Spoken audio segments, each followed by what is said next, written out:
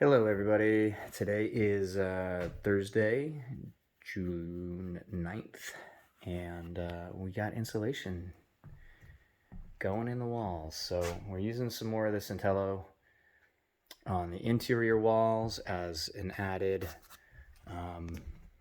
vapor retarder. Again, it does not block the water vapor, but it's going to slow things down for us, slow the air down for us a little better than a typical like nylon mesh would do. It does have the structure and that grid pattern that you see here, like a nylon mesh, and it also has kind of permeability like a nylon mesh, but there's also kind of like a perforated plastic coating. It's tough. It's it's tough to describe. It's fabric on one side. It's a little bit plasticky on this side, just a little bit of a bite. And they just kind of went straight over the windows. I'll show you in a minute what we're doing with the windows. This is all blown in, dense pack, green guard certified gold.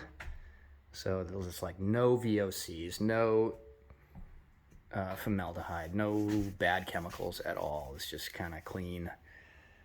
Cotton, wool, something or other, fiberglass is in there too, but they even went all the way to cover up the fireplace. I got to cut this away and air seal along that. There's a lot of details to happen here, just like it needed to be happening in the basement. And where there were gaps, this was filled because there was a gap between that cavity in the back, and they decided to just fill the entire fireplace because it was going to be easier on them, quicker and easier to just blow it in. And I said, yeah, go for it, so long as you don't have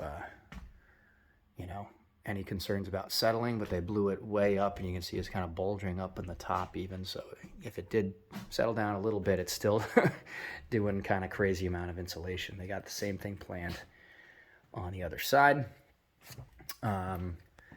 They've blown in up above the family room, so I think it's 12 inches on this side up to 18 inches on this side, and then 2 courses of 2-inch foam, so 4 inches of foam on top of the roof sheathing as well. So it is going to be super insulated.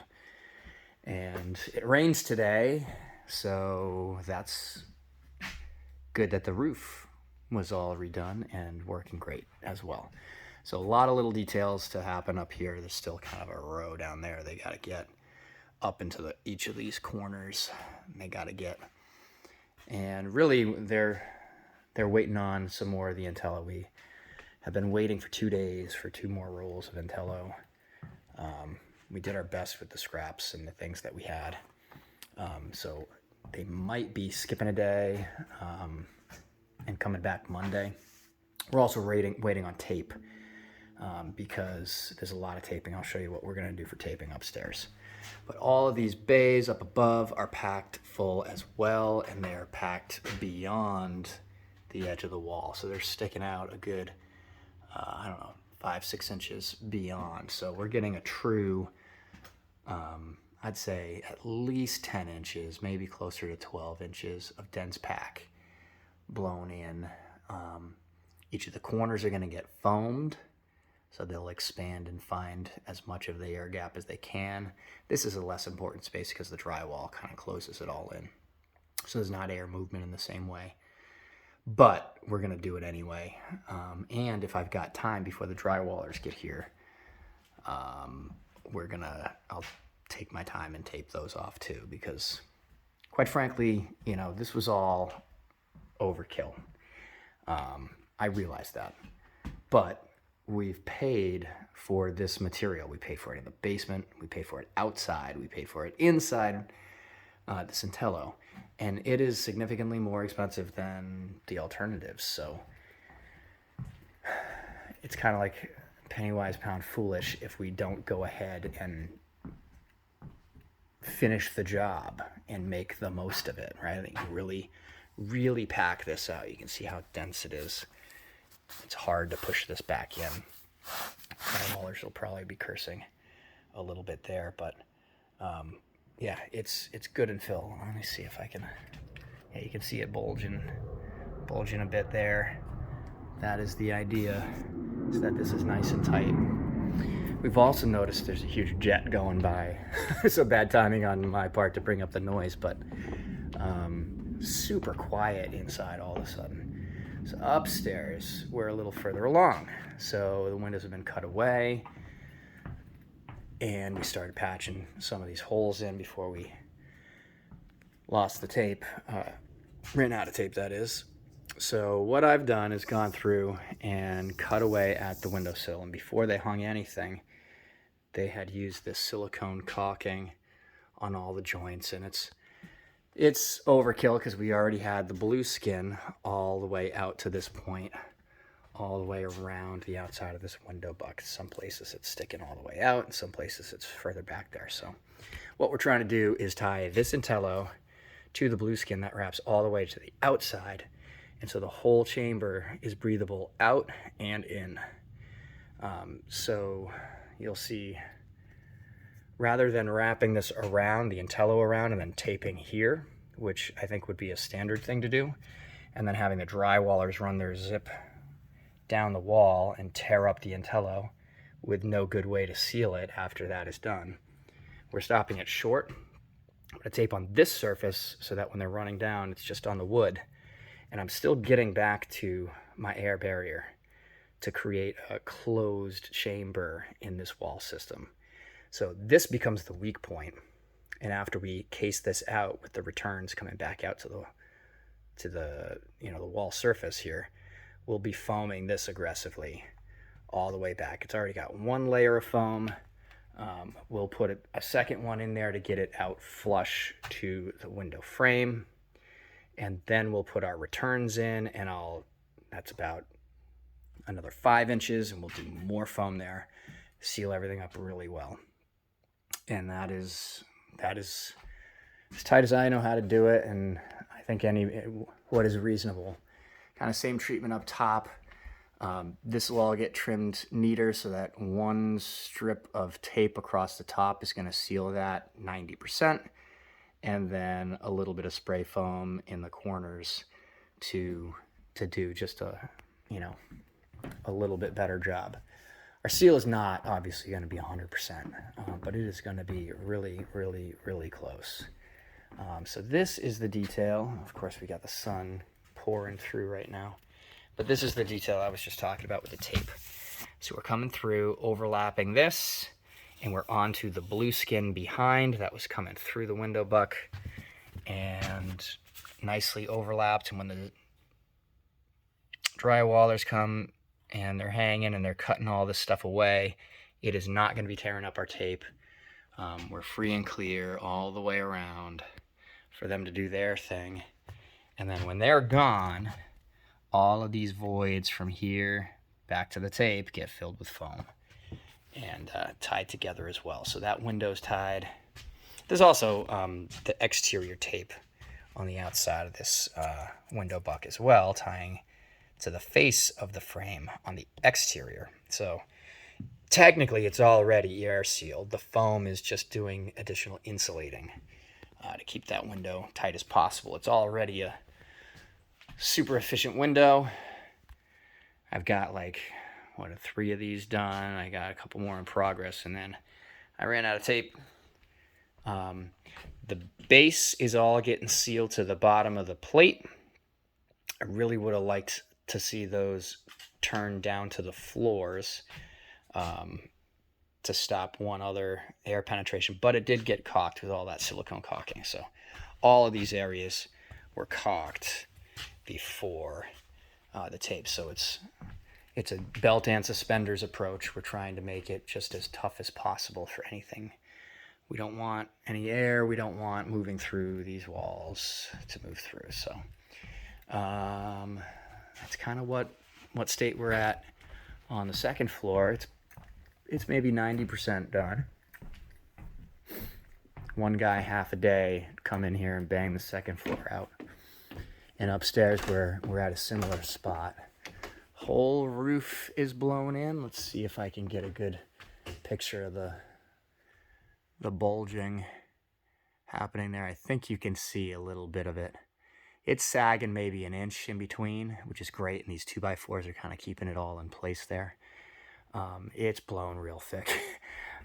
These joists are eye joists, and they, I believe, were 16 inches, and it's filled.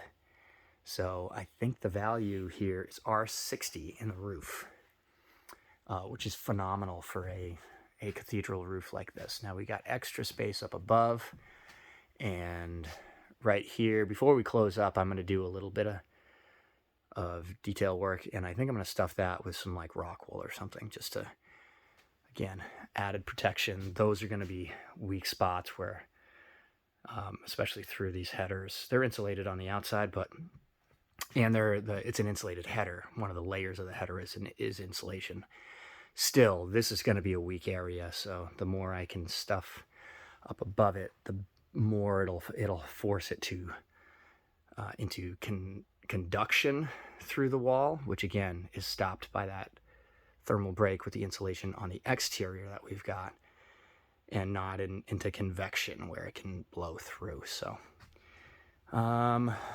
we got a lot more taping. There's like some nasty details like this, so taping and foaming to seal up all of these kinds of things where, you know, you got an opening there, an opening there. It's just going to be shot foam, let it expand, and close it up as best as is reasonable. All the walls got done in here. Here's the bathroom.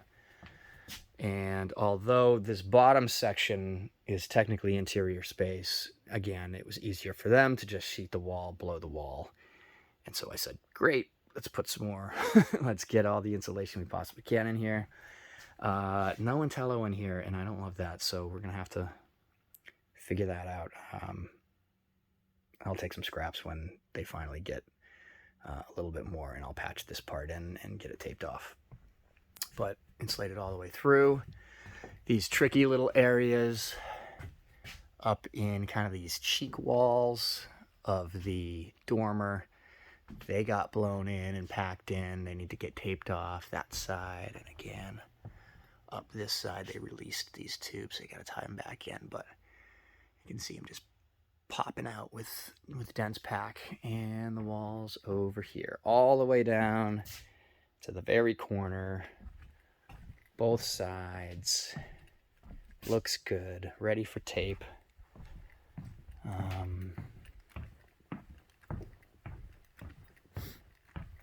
And this is another really cool little detail there. We had no man's land here. That was no good. So we determined that it was going to be best to do what you see is swoop it just inside, fill it as best we can. Now, the condensate line from this guy can still run and drain. It's actually probably going to get cut down to the floor. All these lines can run where they need to go when they're ready to hook up. And this is packed all the way into the back as well. I don't know how they got back there, but they say they did. And from what I can see, it looks like that is a fact. So, pretty cool. Actually not. It's it's like warm in here because it's been kind of a couple of hot, humid days, and we've left everything closed up. I want to get all the foam in the windows, kind of 2 layers of that foam, grabbing onto the windows before I start opening and operating them. And right now, I think we've only got the one. It's like there's still more to fill here, so we'll hit them a second time, let that cure up, and then we can start operating the windows again. By the way, we went through every single one of these windows just before the insulator started and had to adjust 75% of them just with, the way it's settled or installation issues. We had a lot of shimming to do. They weren't really, they were set. They weren't really installed as much as they were resting in place. So me and the window seller, the actual distributor, came out here and thought he was going to spend the day like tweaking a couple of windows, and really him and I just went through every single one and made sure it was right. There were a couple of issues from the factory as well. With this multi-lock pin system, if they're not all lined up perfectly, if there's two that are closer, then it doesn't like work better. If they're all spread out exactly evenly, they all work great. So I hope this graphic makes sense, but that's kind of the deal. Some of those pins were offset and making some of the operation a little bit crunchy. And these are super slick windows. They should not sound crunchy. And they don't anymore. So we fixed that. We made some tweaking adjustments on the hanging of the windows and of the operation. He taught me all of the different places that I can go with an Allen wrench to slightly tip it in all three directions. So that is where we're at. Lots going on, lots still to do down here on the first floor. Basement got done too. Again, just those kind of rim joist areas in the basement, but they packed it out really, aggressively like you're seeing here. Nice and thick. Plus, downstairs it's, 10 inches of concrete and then 3 inches of foam on the wall and then a 2x4 stud wall, and they went flush to that. So I think you add all that up, we're a strong 16 inches downstairs, and really, really well insulated. So pretty excited about that, pretty psyched about that. I think that's all. We're working on drywall. They wanted to come and deliver materials tomorrow. I told them we're not ready. We're not ready for you. Plus their bid is still $3,000 over what it's supposed to be. So we're looking for a couple more quotes before we finalize anything. So that'll start next week, and we'll finalize it next week. I don't know if they'll start next week. But then the kitchen, that's the other big thing this week that I've been back and forth with the kitchen designer, finalizing things, trying to get things ordered. They're sending us a paint sample. We're going with the historic green color that was here in the house when we moved in. And it's going to be for all lower cabinets on both sides. And then the upper cabinets are going to be what are they calling it? Chestnut? It's a medium brown maple. So the stain is like a medium brown, and it'll look really nice. It's not going to match the floors, which will be like more red. The original wood floors had a kind of honey color to them, and trying to match that would have looked silly. So we decided to go a little darker and in a brown family instead of a red family. And it looks really nice with the painted. And we got lots of white tile to break everything up and a dark countertop. So kind of gonna be a lot going on, but we're pretty excited about it. It's not gonna be a subtle kitchen, that's for sure. But we're pretty excited. Anyway, those details are getting wrapped up, I think, next week as well, so that we can confirm the paint color. They manufacturer paints the door, cuts it in half, sends us half, has us literally put a signature on the door and send it back before they'll paint the cabinets. So everybody's on the same page with the door, the cabinet color. Then we just sit and wait for cabinets for about it looks like only about 8 to 10 weeks is what I'm told. So I think this manufacturer is, doing pretty well, keeping up.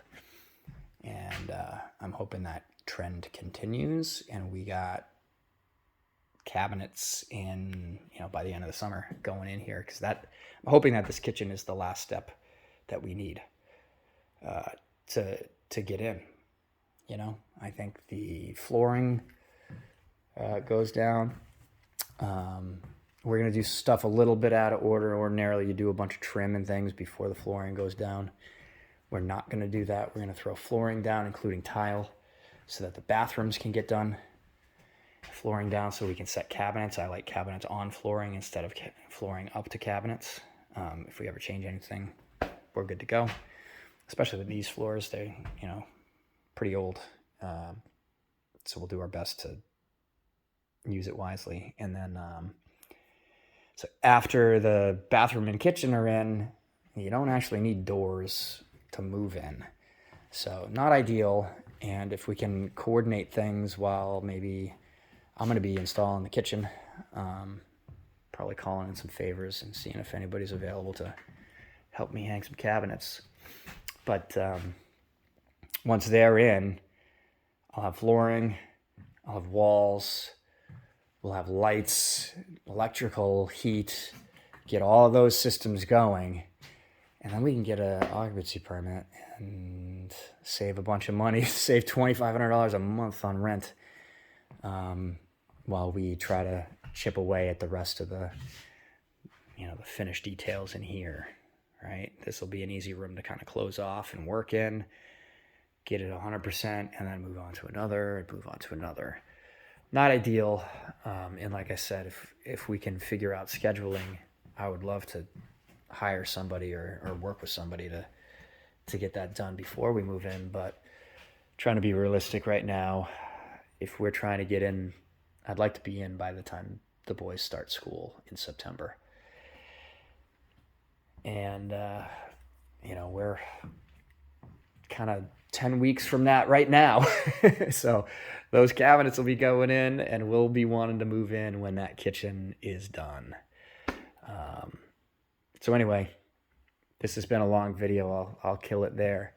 And when we get all this insulation wrapped up, I'll let you have another peek, show you all the tape job, and we'll be on to drywall and getting ready for this place to look like something. All of a sudden, you won't be able to see through it anymore. I think that's going to be a big step.